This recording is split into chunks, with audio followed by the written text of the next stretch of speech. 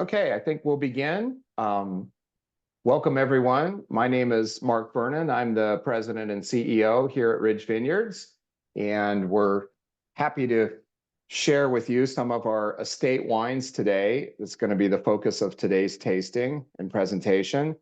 A few housekeeping items first, just to let everyone know, we do like interactivity and participation. There's two ways to do that. We have the chat going, and we encourage you to comment on the chat, tell us where you are, tell us what you're tasting, what you're drinking. If you have specific questions for us, the panelists or Ridge in general, we would prefer if you could use the Q&A function on Zoom.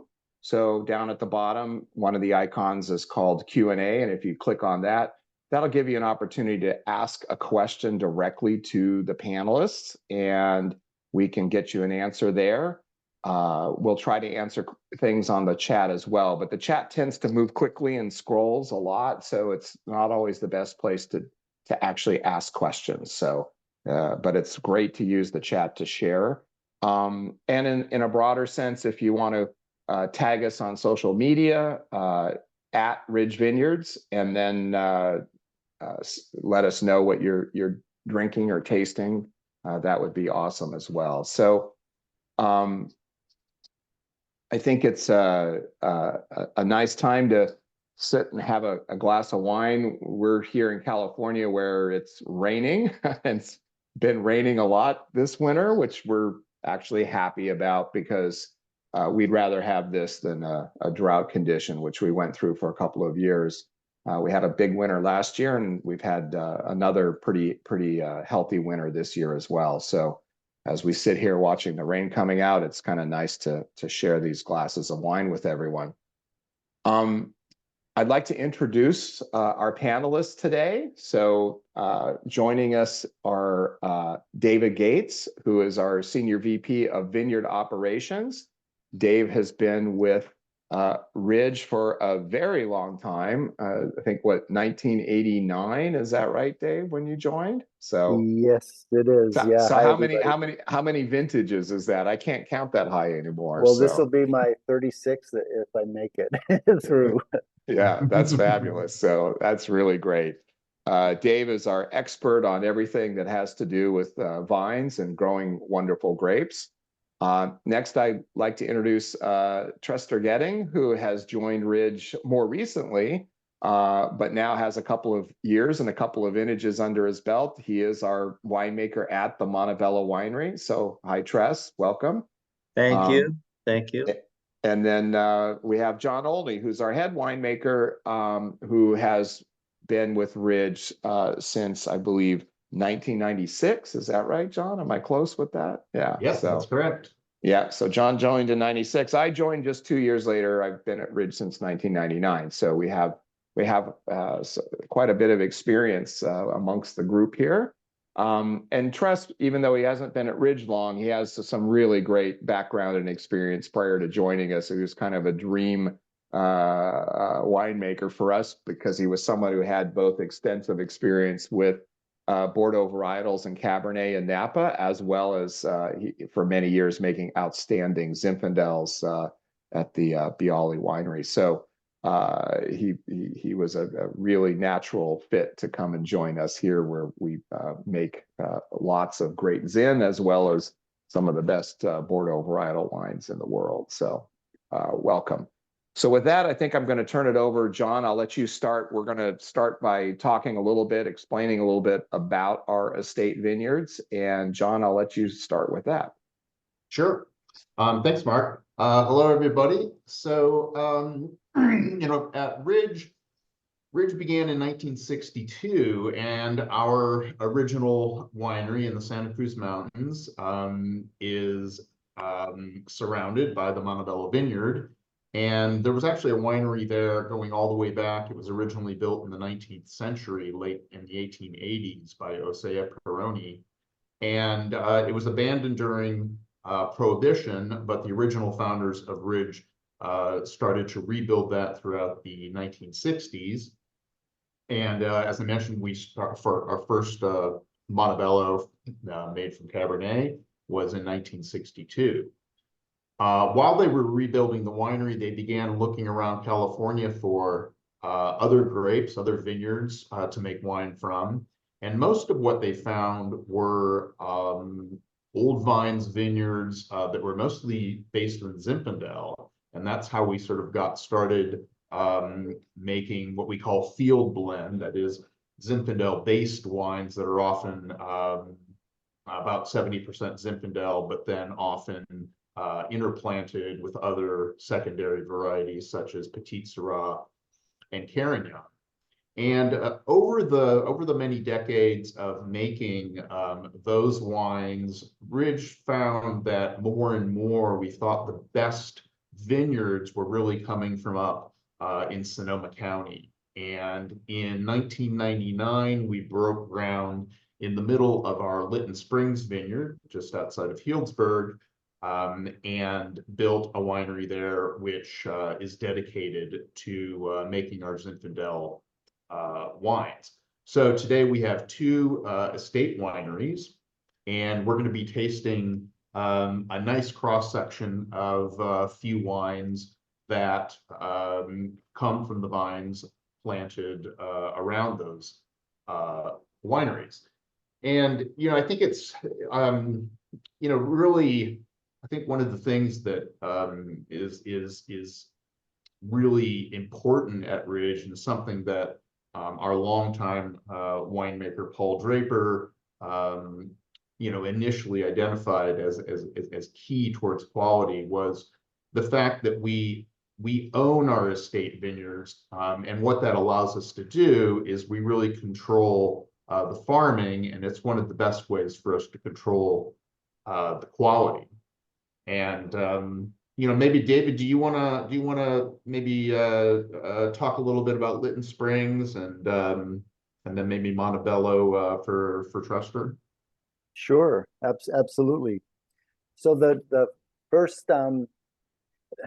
grapes that we got that Ridge purchased up in Sonoma County was actually Geyserville from the Trentadue family, and shortly thereafter, in 1972, Paul was able to buy some grapes off of between Chiquita Road and Lytton Springs Road that he made into a Lytton Springs wine. And that wine was so good that the owner of the vineyard started his own winery in 1977. So we lost that source of grapes.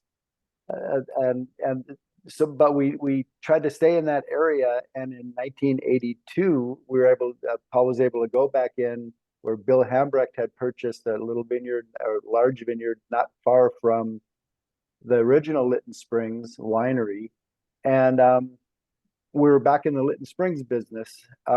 In 1990, Dick Sherwin, who was the owner of Lytton Springs Winery, decided to focus on Cabernet Sauvignon in Mendocino County.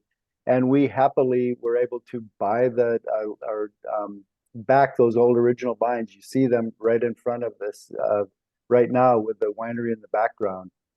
Well, we actually bought the place for the grapes, but there was a small winery that came with it, basically kind of a tin shack. And what John was able to do starting in 1999 and finishing a few years later is basically build this straw bale building around the existing winery, and then tear that down, and that became our tank room. So this winery was the first straw bale construction in Sonoma County. We basically kind of taught the county and all the engineers how to do something like this. It's post and beam construction. The straw is rice straw, and you have to kind of go back in the 90s. There's still a lot of rice produced in California. Back then, they would in northern Sacramento Valley. Back then, they would take all the chaff and the leftover rice and burn it. So in the fall, the sky would just be black with smoke. And so what we were able to do with this is take some of those straw hulls and chaff and actually turn them into bales. And they're excellent source of insulation. They're quite thick as well. So we have these great big thick building or infill in the building that is really good for insulation. And on the outside of it is your basic adobe stucco. It's clay from our vineyard, a little bit of more rice straw that's been chopped very fine, and then some sand to kind of bind it all together. And then on the inside, which I was totally skeptical about this, but on the inside there's I think 7 or 8 coats of whitewash that in the last 3 of those, again, they used some of the clay for the from the vineyard to color it. So it's just this nice reddish color, and it's held up incredibly well. It's over 20 years old now, and the worst damage we ever had is when there's a northern flicker, which is a woodpecker that decided it wanted to nest one day above the one spring above the entrance door. So instead of dispatching the bird, we put up a little flicker box, a woodpecker box above it, and so it nested in the box instead. The good thing about the straw bale building, again, is the insulative properties of it, and as John likes to call it, an above ground cave. It kind of mimics what we have at Monte Bello for cellar temperature, but we couldn't go underground at Lytton Springs because of the springs in the area, water in the area. So that's kind of the history of the winery at Lytton Springs. We have some solar on it, which is really cool. We recycle the water both at Lytton Springs and Monte Bello. So we're trying to be good stewards of the land, and really work with what we have there. And it's been a really nicely designed winery for Zinfandel. We can ferment like crazy in there at harvest, which is great on the vineyard side for me because we can pick like crazy. I kind of think of it as an anaconda. It can take a big bite and then ferment away, and then we can wait a little bit and then pick even more. So that it's been a joy to work in that winery. In the vineyard right now, we're just starting bud break, and this rain is very cold, so it's kind of slowed us down. So yeah, that's Lytton Springs, John and Mark and Tress. Great, thanks, David. So Trester, you wanna tell us a little bit about Monte Bello? Yeah, I would love to. So what a magical place. That mountain, the beautiful mountain, is it's so unique. And one of the reasons why is we've got this great map up now. You see we have 4 vineyards from the bottom to the top of the mountain.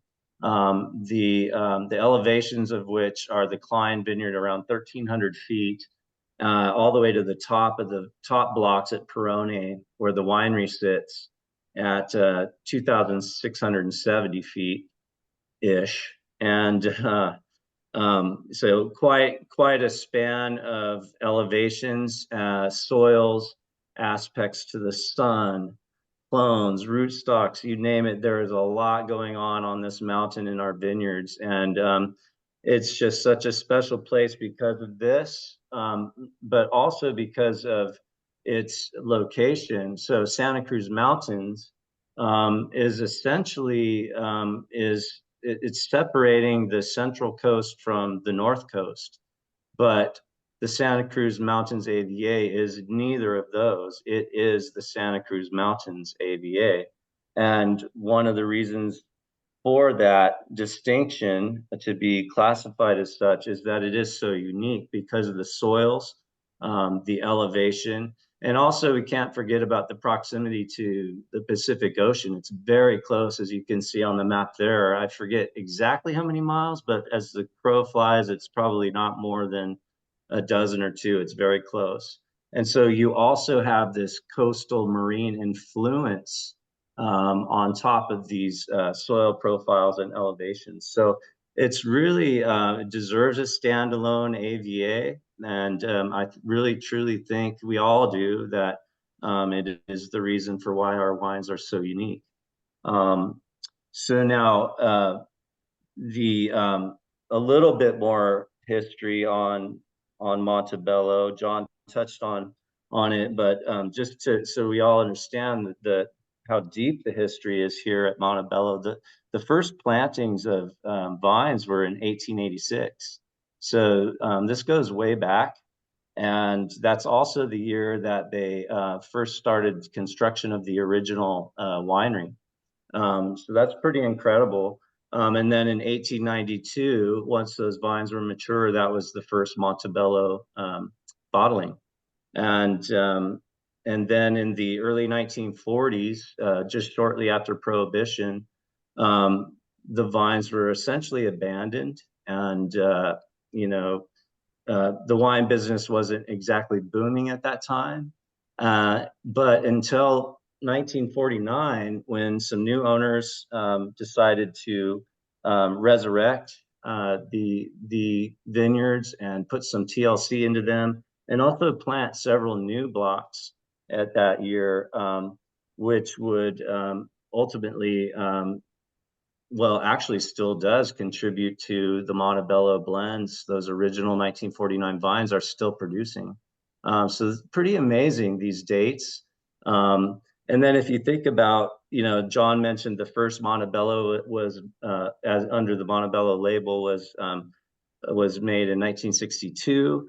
And then by the mid 70s, some of the other replants that were put in and new blocks started to come into fruition and used in the Monte Bello wines as well. And then in 1978, some of those new plantings, which weren't so new and then, but some of those to come on by 1978 were turned into our Santa Cruz Mountains label, which a lot of you probably remember, which is, by the way, now what we refer to as our Estate Cabernet. And the first bottling of that was in 2008. So you see, there's a lot of circular, full circle activity coming back around, and just what a deep, rich history that is. It's very cool, and it's really fun to make wine at this location. Let's see, as far as kind of some of the things that we're working on currently at the winery are, we're knee deep in our bottling season. So we are bottling up all of our 2022s, which is very exciting for me. And that season runs from January all the way through August. So we're getting just about all of those to bottle, right in the thick of it. So is Lytton Springs. So this is our time to kind of revisit those vintages and get them dialed in and get them out there to you guys. We're also getting ready to bottle our 2023 Grenache Blanc. So that shows you how quickly that wine comes around. And we're going to taste the Rosé tonight as one of the wines, and it's just amazing how quickly these become such great wines. So that's fun for us, because winemakers, it takes a lot of patience. We like to see instant results, or quick results anyway, that are so great. So that's fun for us. The other thing that we're working on in the winery has been our 2023 Monte Bello assemblage. That's quite a process where we sit down with the panel and taste all of our premier lots from specific vineyard blocks and try to decide which ones will make it into the Monte Bello blend. And it's quite a process, but we've created our core blend just recently. And then on May 9th, we're going to revisit that core blend with some remaining lots, blind. Of course, we do this all blind, and you can see us all there judging diligently. That's how it is, and it's really an exciting, fun task. And that's coming up May 9th for our second, and then we should have our final blend, and back to barrel it will go until bottling. Let's see, I'm in the midst of ordering our barrels already for the 2024 vintage. It's hard to believe, but we're thinking about that. Even though it's cold and wet here today, it's hard to imagine, but we're already looking at 24 harvests with barrels. And then lastly, we're John and I and Shauna at Lytton Springs, we all got together and just recently tasted through all of the 23 Chardonnay lots. So these are all kept separately by block. And we had upwards of 16 individual wines that we tasted blind and rated, and kind of like the Monte Bello blend for the red. We kind of do that for the white as well, where we kind of put them into tiers. And it was the good news is that it was hard to choose, which means we had a lot of really good wines to look at for 23. The whites are incredible. So can't wait to talk about those with you guys later in the future, and drink them with you as well at some point. Cheers. Fantastic. Great. Thank you both, David and Tress, for good overview of the two estates. And I think now we've reached the time in the presentation where we're going to taste the wines together and have our panelists share a few of their thoughts about how the wines were made, what makes them special. And I think we're going to start with John and the Rosé. So John, tell us about the Rosé. Sure. So yeah, the 2023 Rosé from our Lytton Estate Vineyard, we just recently bottled, so it'll be ready in time for the return of warm weather, which we know is just around the corner. And you know, it's interesting because for years, the only white wine that we ever made at Ridge was our Chardonnay from the Santa Cruz Mountains. And you know, in part because of some of the unique qualities at Monte Bello, such as the cooler climate, such as the limestone soils there. That's what originally, I think, inspired the original founders to plant and continue growing a Chardonnay in limited quantities there.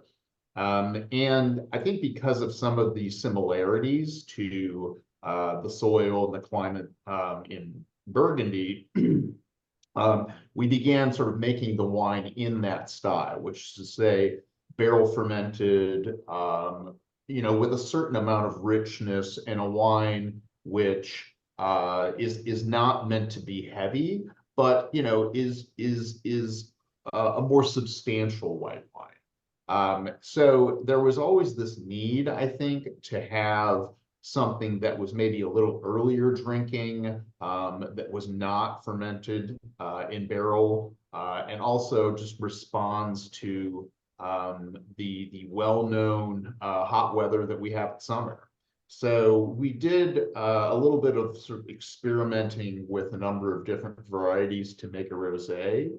I think our first foray was in 2016. And over the years, we've kind of dialed it into something that is based primarily on a lot of the Rhone varietals, such as Grenache and Mataro, but also includes a certain amount of Zinfandel. And the you know, the vineyards at Lytton Springs, when we did finally acquire them between 1991 and 1995, there were a handful of blocks of Rhone varietals, mostly Syrah and Grenache. And that's what originally, you know, when we actually make a red wine, we make a Syrah Grenache Mataro and a limited amount of a pure Syrah. And as we planted and replanted some of those blocks, that gave us access to younger vines that maybe weren't quite ready for making into red wine, but are perfect material for the rosé. And you know, the idea behind the rosé, the style that we're making, often referred to sort of a Provençal style, which say has that sort of a lighter kind of a salmon color to it, is never over 12% in alcohol. Has that nice, dry, crisp, refreshing acidity to it, and yet still has enough substance and interest to it to really give it some complexity. So we're really happy with the 2023. It's become it's already a staff favorite, and I certainly hope everyone gets a chance to try it this upcoming summer. Super. Thanks, John. Yeah, I think this the evolution of our rosé production has been really well received by our customers, and I think that you together with Shauna have really teamed up to create a beautiful wine here. It's just so refreshing, so enjoyable, and very classic. I think we'll move on next to the Estate Chardonnay, and maybe we'll start a little bit with David Gates telling us about specifically where the Chardonnay is planted and why, why it's planted in the areas that it is in the vineyards, and then from that, Trester can tell us a little bit about the wine itself. Great, thanks, Mark. So, Chardonnay, the first Chardonnay planted in the late 40s. So when Ridge started, there was already Chardonnay, a little bit, or mostly Cabernet, a little bit of Chardonnay, and 1 acre of Ruby Cabernet. So Chardonnay is something that we've made every year since 1962, as the winery was bonded. So that Chardonnay was up at the Torre Vineyard at 2,300 feet. We currently do not have any Chardonnay there. That was pretty virused and had kind of lost its legs by about 1986. Well, in the early 80s, our neighbors down at Jimsomer Ranch, which is also is known as the Klein Vineyard, were decided to plant some more vines, and we talked them into planting Chardonnay for us. So that is more like 1,800 feet. So it's sitting right in the there's 16 to 1,800 feet, right in the inversion layer. So it gets lots of fog in the spring, in the summer mornings, which then burns off about between 9 and 10 o'clock. And it's also very much facing north and east on a pretty steep slope. So it doesn't get a lot of afternoon sun, and it does really well. It also is sitting on some limestone soils. And so as we have been developing other ranches, and like the Rooston Ranch, there was one little section that was also facing a little bit east and or a little bit north and mostly east. But it was over the top of this really great spring that waters the ranch, and also is on top of limestone. So we planted some Chardonnay there. It's a little bit higher up.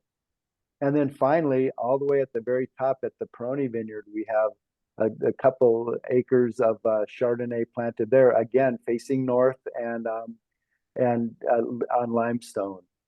The other thing that we really like about Chardonnay is you can put it in areas like a north facing and deep rich soils where you don't necessarily want Cabernet. And a great example of that is one of the blocks down at Klein Vineyard, that it was that we call it the 2 acre. It's a little over 2 acres. It was Cabernet planted in the early 80s, and it wasn't very good. It was always vegetal. It grew like crazy, and it wasn't all that interesting of a wine. We replanted it to Chardonnay in the early 90s, and it's just been an outstanding spot for Chardonnay. So that's kind of what we look for with Chardonnay at Monte Bello. Nice. Trester, you want to maybe go into maybe talk a little bit about just the winemaking and the barrel fermentation, maybe talk a little bit about lees aging and how we approach that? Yeah, I would love to. And just quickly before getting into that, I just want to point out that this is this Chardonnay is 100% Chardonnay. So there are no other white varietals in here.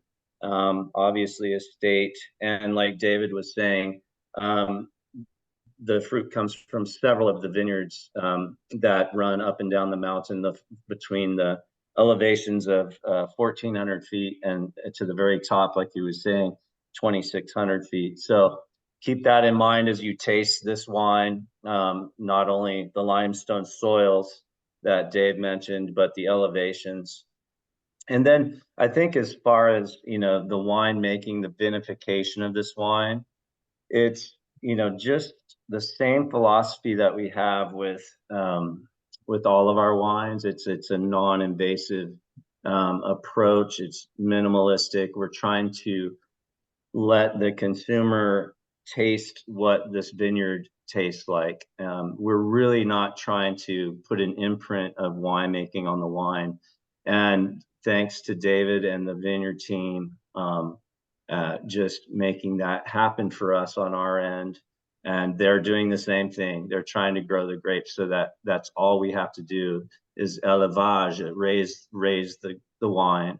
And I think you can taste that. And the way that we do that, though, from a vinification standpoint, is the number one thing is that we're picking these small little blocks. Like I said earlier, it's upwards of 16 to 20 sometimes individual lots that are fermented separately. We pick them by hand, of course, because we're on steep terrain with very complex avenues and aspects and terraces and such. And so it all has to be picked by hand, and then it's brought to the winery where we put it into a bladder press, which is essentially a press that has a big bladder inside that blows up with air and pushes pressure on the whole cluster. So we're dumping whole clusters in, and we're squeezing those by inflating this balloon to the grapes inside, which is very gentle. So what happens is as those grapes are pushed against the walls of the press, this beautiful golden sweet juice comes out, and you can instantly see this golden color. It's absolutely one of my favorite parts about our production of Chardonnay. You get the sun hitting that just right, and you get the aromas, and it's magical right from the start. You can smell it, and it smells like the mountain. So imagine that, if you will, just to create a little drama for us here visually. But what that does is it really has an important impact on the style of wine, because we can sit there and taste that juice at the pan as it drips out, and we instantly know the acid, the sugar. We know if it's in balance. We know if we got that pick right. And that is a great head start, because then what we do is we'll take that juice and we'll pump it to a tank. We'll settle it overnight, cold, but not too cold. We don't want to arrest the fermentation by getting it too cold, like a lot of wineries do in California. Since we are 100% native ferment, we actually want to encourage it with a little bit of warmth. So that's a bit of a trick with our fermentations. We don't chill it down, and we also don't the next day then rack that juice clean off of the sediment. We actually cherish that sediment. All of those solids contain all of the goodies that are in that wine, and that's what contributes to the mouthfeel of the wine and balances out that crisp acidity. So that is really important. So to do that, what we do is the next day we'll actually pump that tank over and kick up that sediment back into the golden juice, and then from once it's mixed, it tends to oxidize, which is okay with us. That doesn't freak me out anymore. It did at first, but John and Paul have assured me that's the way it is done, and I will never go back to any other way. I mean, you have to imagine I learned to make Chardonnay in Napa Valley where it's the opposite. Oxygen is your enemy, and here we embrace it. And it's really, really cool to think about purposeful oxidation. It's, to me, it's like an insurance policy. It's just, you just know it won't happen again later in the bottle. So we're getting that kind of checked off the box. But it also, like I said, is very important in what happens with the mouthfeel of the wine later. Because what we do is we'll put that to barrel on that gross lees and let it ferment natively. We just let it kick off on its own, and then we track it, and it can take several months to go dry. And then once it goes dry, then the malolactic fermentation, the secondary fermentation, kicks off on its own. We don't add any commercial bacteria for that either. And then that's when we kind of start to be a little proactive. We'll get in there, and we have these tools that will go to the bottom of the barrel and sweep the solids off the bottom of the barrel and kick that sediment up into the wine. And we'll do that throughout the entire malolactic process, which again can take another several months. And we do that about once a week throughout this time frame until the wine goes completely dry with both fermentations. And it's at that point that we then take the wine and assess it for blending. Like I was mentioning earlier, that's what we're doing now for the 23s, as we're looking at, okay, these are done. It's time to put them together. Let's taste them individually, rate them, and decide how we want to create our blend. And that's essentially it in a nutshell. It's a lot, but it all pays off because the style of this wine is, as you can see here, it's got it all. It's got minerality, it's got fresh acidity, but it does still have this nice weight from that Surly's. And then I also want to just quickly, I know I'm there's a lot to talk about. We have, just for the oak, it's I wanted to let you know it is it's about 80% American and 20% French in general, depending on the year. And of that oak profile, only 15%-ish is new oak, a combination of both. And then as far as the time in barrel, it's about 15 months. So with all of these processes, this is what you get. And I'm really excited about this 22. It's very easy to drink, and I think it'll be a crowd pleaser. So I hope you all enjoy it. Yeah, it's showing really well. No, I'm really happy with it. And yeah, to your point, Tress, it is pretty amazing that something that, initially kind of looks like chocolate milk ends up with that beautiful color to it. So that's great. Well, maybe why don't we go ahead and I think we can move on to the reds. And our next wine is going to be our Estate Cabernet from the 2021 vintage. And so on the mountain at Monte Bello, one of the first things I learned from Paul Draper was really the whole importance of what Paul always called the selection process.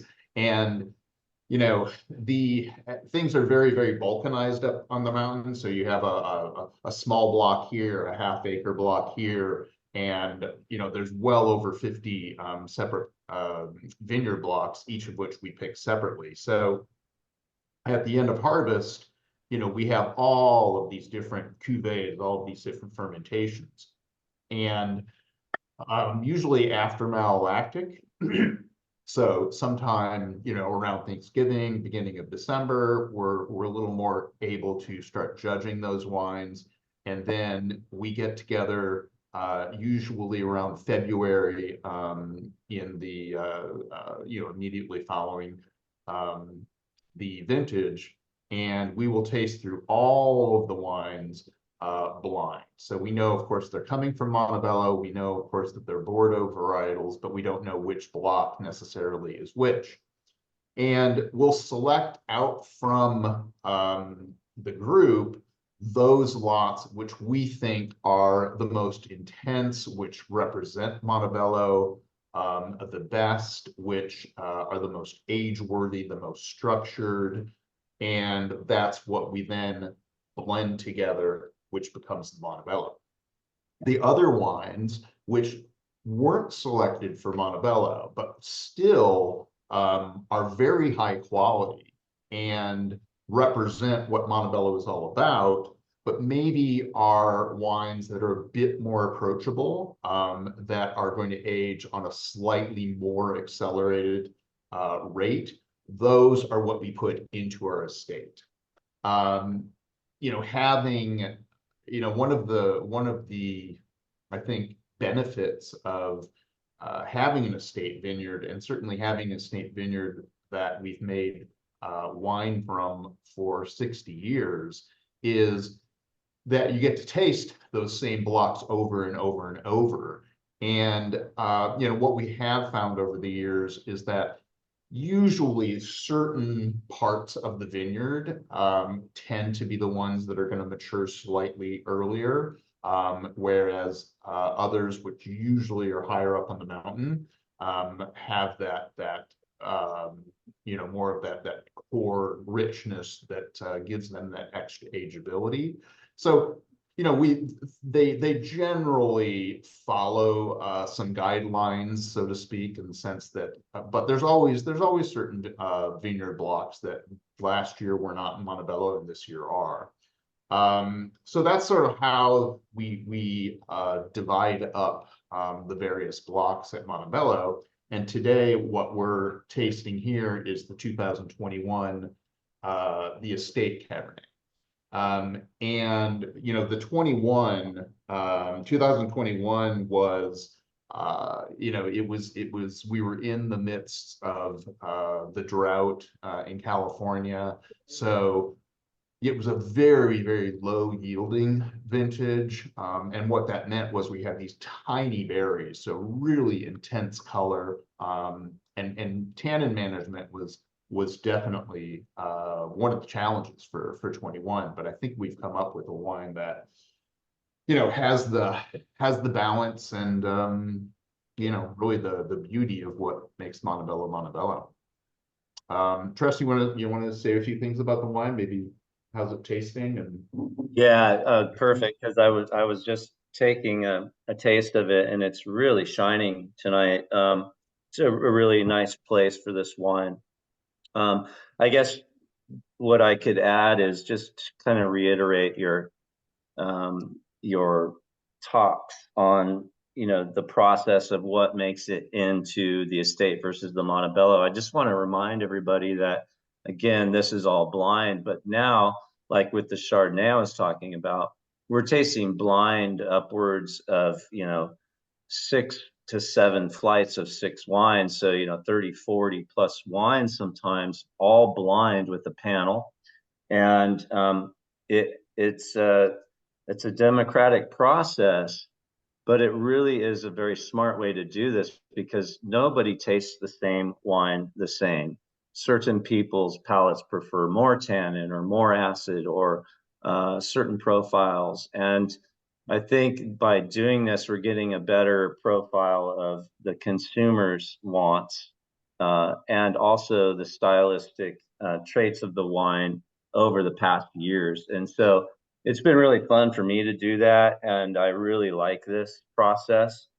It really gets you to pay attention to the layers that are in the final wine. And in fact, so much that sometimes when I taste this wine or the Monte Bellos, I can actually pick out, especially when I'm looking at the blend here on this bottle, it's 84% Cabernet Sauvignon and 16% Merlot. So we remember, oh yeah, 21, the Cabernet Franc really didn't produce much, nor did the Petit Verdot, because of the low yields, because of the drought. And then so all these things cue you off to why this blend is what it is. And then you taste it, and then you flash back to those assemblages, and you can actually taste the lots of the Cab and the Merlot that are in there that really stick out. And so it's really, really a fun way to get to know a wine from a different perspective.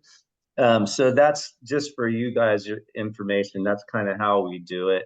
And other than that, the only difference between the Monte Bello and the Estate Cabernet, besides the blocks that we've already talked about, is the oak program.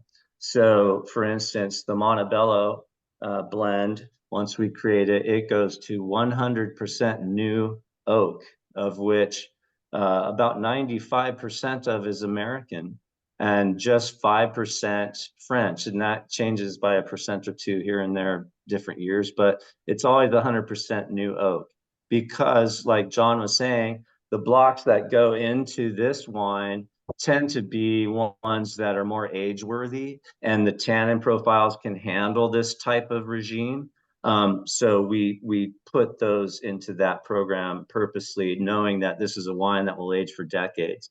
Whereas with the Estate Cab, we want something a little more approachable, and that's why those blocks go to that. We're finding fresher acidity. We're finding more red fruit profiles. We're finding things that are a little bit more approachable early on. And so for that reason, what we do is we put only about 50% new and 50% 1 year to 2 year old barrels. And so that, I think, to me, is the biggest impact and the biggest difference in the two wines. Nice. Hey, David, maybe you could give us your impressions of the 21 vintage and maybe contrast it a little bit to the 16, since that's our next got a little wine from the cellar here. Yeah, so both drought years, both kind of in the middle of the drought. So the drought in 2021 that started pretty hard in 2020 and lasted till 2022. In 2016, that was kind of on the tail end of the drought that started in 2012 and pretty much finished in the spring or the winter of 2016, 2017. So drought years, low yields in both. The biggest difference is in 2021, we didn't get any spring rain. So usually what happens so California is a wet winter Mediterranean climate. So our wettest months are December, January, February. In a drought year, typically we'll have 1 or 2 of those months where we just don't get any rain. And that was definitely the case for both 2016 and 2021. The biggest difference, though, was in 2021, we never got these saving spring rains, which fill the profile and are all immediately available. The water's available to the vines, and we got that in 2016, and it saved the vintage for us. The vines were tired, but that rain really helped them out, so they were able to make it all the way through to harvest. 2021, there was no spring rain, so the vines really struggled. So we had to drop a lot of crop. The remaining crop was very small berries, and I think you see that in this wine, where you see that bright acidity, and which is also part of what happens when you have a drought situation, warm summer, no rain. The vines they're ready to pick very quickly, and they retain a lot of that acidity. The 2016 is still bright acidity, especially as compared to other parts of California that are growing Cabernet. It's much more balanced with acidity, and I'm actually amazed at this wine that with a double decant, it's really waking up. Usually a Monte Bello that's 8 years old is not that interesting. It needs another 10 years. But this 2016 is remarkable in that it tends to be quite accessible right now with a lot of years ahead of it as well. Yeah, no, that's a good point, and it's a good opportunity actually to mention decanting, because that's there's kind of two main reasons to decant a wine, right? I mean, for a younger wine, just decanting it will expose it to air and allow the wine to open up and maybe even soften a bit. And then, of course, for a much older wine, you also would be decanting in case there's some sediment at the bottom that you want to leave behind. Certainly at Ridge, and especially for Monte Bello, we've always recommended for a Monte Bello that's at least in the first 10 years, we'll decant it, and quite frequently we'll even double decant it. So that's decanting it out of the original bottle and then pouring it right back into its original, which you can see us doing there in the photo. And because Monte Bello is classic mountain grown Cabernet, it is a wine with a tremendous amount of phenolics to it, primarily tannin. So it's really in its youth. To a certain extent, we're almost trying to oxidize the wine a little bit just to get it to open up. So we really recommend it. So we think it really can turn a wine that might otherwise be closed and you might not really be finding much into something that really shows its potential.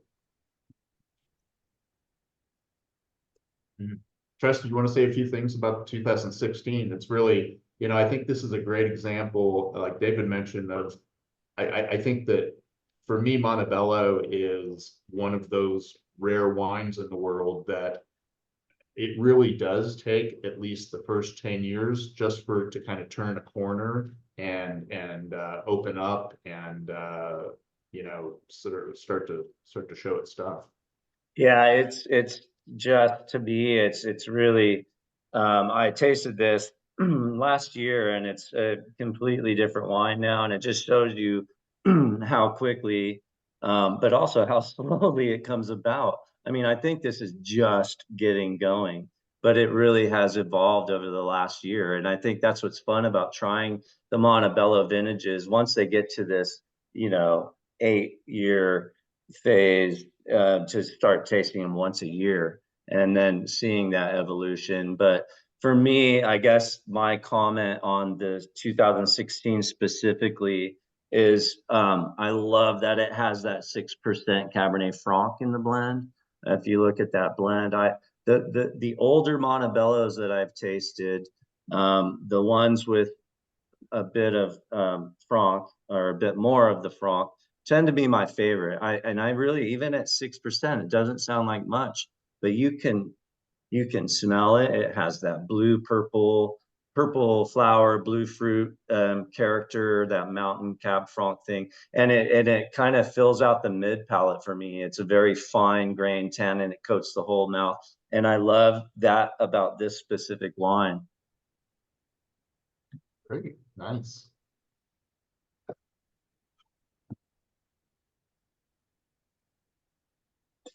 Well, I think that gets us to most of the wines, Mark. You want to? Yeah, terrific. I'll add a couple comments on the Monte Bello as well, and I think it's the fact that even it's only 8 years, and yet we're getting a lot. But first, a lot of in the nose. I think the aromas are really terrific, and sometimes not. As Dave Gates mentioned, and John as well. A Monte Bello of this age, you don't always get that. Sometimes it's going to take longer for it to start to develop the aromatic profile. But here it's really looking good. So I think it's pretty coming along nicely in that regard. And as far as then going into that first taste as well, you're definitely tasting some really beautiful fruit, which is a great sign. Now, again, the wine is still young. It's still very structured. It's obviously with time, some of the tannins will soften and the wine will probably become better integrated as a whole. But the fact that you can already get some really incredible layering fruit right now, I think is a great sign that, this wine is headed in a really good direction. So that's I really enjoyed tasting it while I was listening to you guys talk about it. So I think that's what we're trying to do with these seminars, and you succeeded. So so I think what we'd like to do now is just wrap this up. I have a few things to mention to everyone. If you enjoyed this presentation, I want you to know that we will be doing another one of these online seminars. The next one is scheduled for May 17th, and the focus for that seminar will be on our new spring release wines. So we're really going to highlight the wines that we are just releasing here this spring. We now have a sign up available online on our website. So I encourage you to go and sign up for the May 17th edition of our online tasting seminars. And I also, again, let you know that if you would like to have the opportunity to taste the 2016 Monte Bello, we are actually offering that as a buy the glass option in the 2 tasting rooms right now. So you can come in and actually purchase a glass of 2016 Monte Bello and see for yourself, if you haven't had the opportunity to taste along with us here today, how it's tasting. And of course, all of the wines that we presented today are available both on our website, on the online store, as well as in the tasting room. So again, if you enjoyed what you tasted today, we encourage you to come and stock up your cellar and enjoy your collection of Ridge wines. And I think with that, we're going to say thank you. And until next time, cheers and enjoy a really nice glass of Ridge. Okay. Bye, everybody. Bye. Mm.